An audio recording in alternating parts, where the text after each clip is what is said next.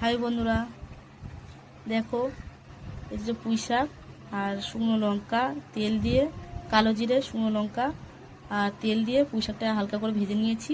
আর যে চিংড়ি মাছ হালকা করে ভাজা আছে, আর যে রসুন এটা দিয়ে হচ্ছে বাটা করব। জানি না কেমন খেতে হবে, এটা প্রথমবার ট্রাই করছি, তো খেয়ে দেখাবো তোমাদেরকে কেমন হয়েছে, তোমরাও বানিয়ে খেও।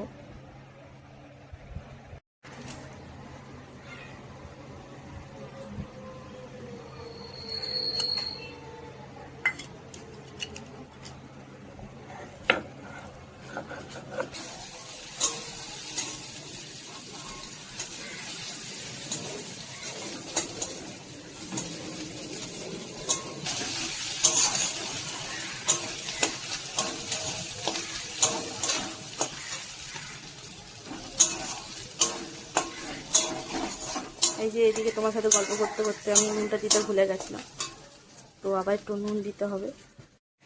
এই যে নুনটা দিয়ে দিলাম।